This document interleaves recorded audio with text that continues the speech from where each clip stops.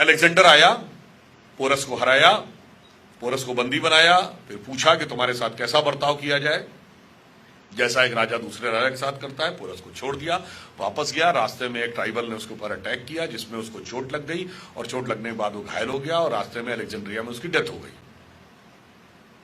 यही हम लोगों ने हिस्ट्री में पढ़ा है ना।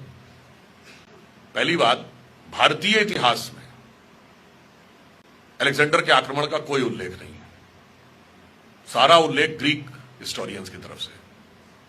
दूसरी बात, दुनिया में कोई और उदाहरण आपको याद है जीतती हुई फौज वापस चली गई हो? और अलेक्जेंडर जो मैसिडोनिया से लेकर पर्शिया तक जिस राजा को जीता, उसका सर धड़ से अलग कर दिया, और यहीं उसके हृदय में इतनी करुणा उत्पन्न हो गई कि उसने पोरस को छोड़ दिया। तीसरा, विश्व विजय करती हुई लौटती सेना पर कबीलों ने अटैक कर दिया। हकीकत यह रही होगी कि जो अलेक्जेंडर और पोरस की कहानी सुनाई जाती है वो भारतीय परंपरा के अनुरूप ज्यादा है। हमारे यहां राजा हारता था, दूसरा राजा कहता था सम्मान पूर्वक रहो और जाओ, छोड़ देता था। जैसे पृथ्वीराज चौहान ने मोहम्मद गोरी को कई बार छोड़ा।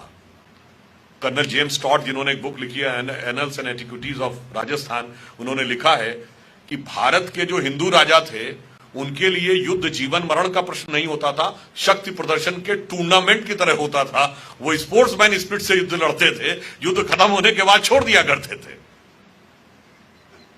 लॉजिकल ये है कि अलेक्जेंडर हारा होगा, बंदी बनाया गया होगा, पोरस ने उसको छोड़ दिया होगा, और हारी हुई फौज पे ट्राइबल्स अटैक करते हैं।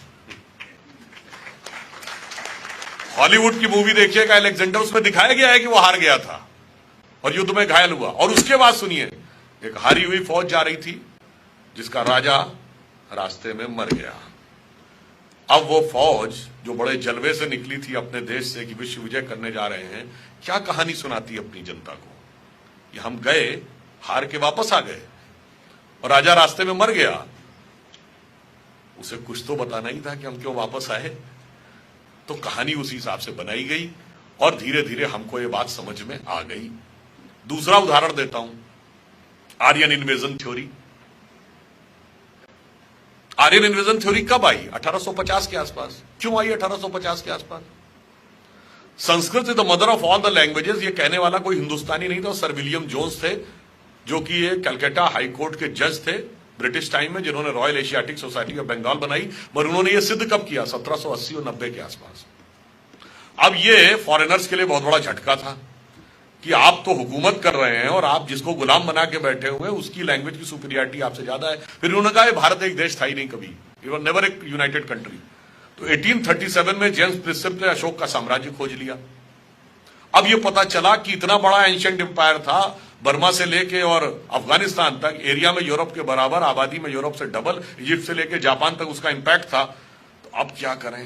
अब तो पॉलिटिकली भी हमसे सुपीरियर दिख रहे हैं, नॉलेज में भी हमसे सुपीरियर दिख रहे हैं, लैंग्वेज में भी हमसे सुपीरियर दिख रहे हैं। तो अब एक ही तरीका है कि ये सुपीरियरिटी हम लेके आए थे, और वहां से आर्यन इन्वेजन थ्योरी आकर खड़ी हो गई।